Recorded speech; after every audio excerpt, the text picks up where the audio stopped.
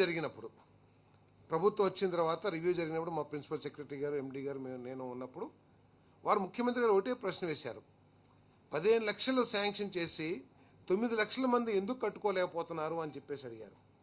ఆ రోజు వచ్చిన భావన ఏంటంటే ఆఫీసర్స్ కానీ ప్రిన్సిపల్ సెక్రటరీ గారు కానీ మేము కానీ ఆర్థికంగా కొంత బలంగా ఉన్న వాళ్ళందరూ కూడా కట్టేసుకున్నారు, ఇల్లులు పూర్తి చేసుకున్నారు.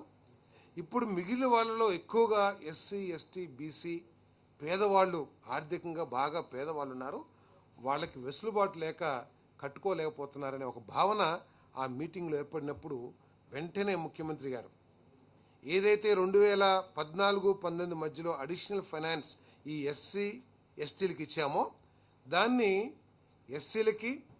ఎస్టీలకి అదేవిధంగా ఇమ్మని చెప్పేసి ప్రతిపాదన పంపించమని, ప్రతిపాదన పంపించిన తర్వాత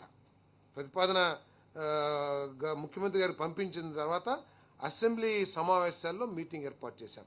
ఆ ప్రతిపాదన వారి చేతికి అప్పుడు వెళ్తే ఎస్సీ ఎస్టీస్కి ఇచ్చారు, మరి బీసీస్కి ఎందుకు ఇవ్వలేదని అడిగారు.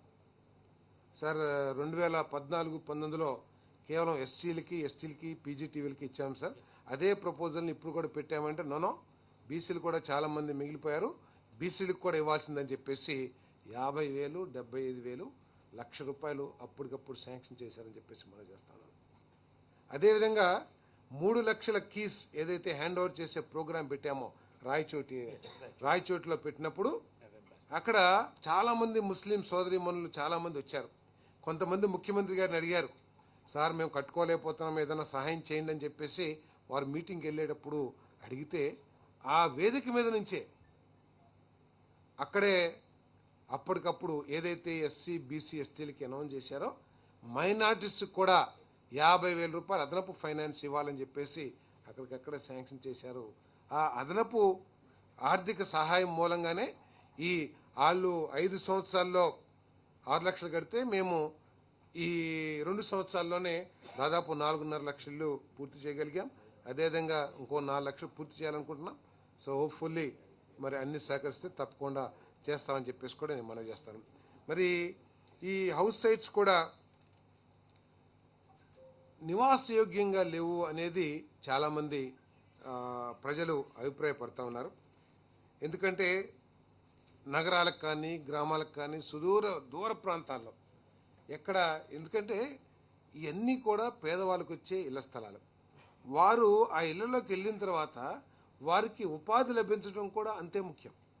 వారందరూ కూడా ఏదో సాఫ్ట్వేర్ ఉద్యోగమో లేకపోతే ఏదో గవర్నమెంట్ ఉద్యోగమో లేదా పెద్ద కంపెనీ ఉద్యోగం కాదు చేసేది. వాళ్ళు కొంతమంది ఇళ్లలో పనిచేసే వాళ్ళు ఉంటారు, కొంతమంది గృహ నిర్మాణంలో కార్మికులుగా పనిచేస్తారు.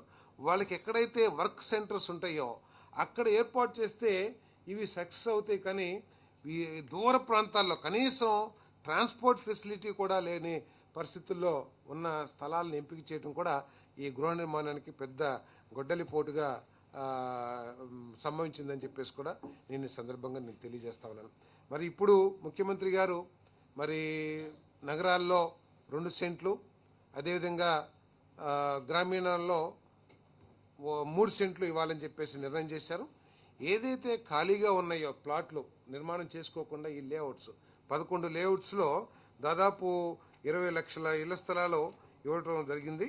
దాంట్లో కేవలం 6-7 లక్షల స్థలాల్లో మాత్రమే ఇల్లు కట్టుకున్నారు.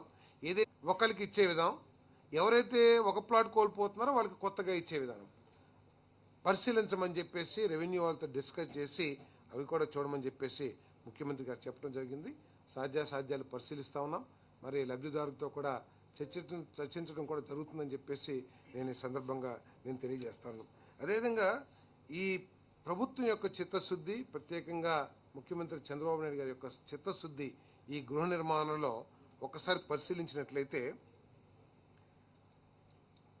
2000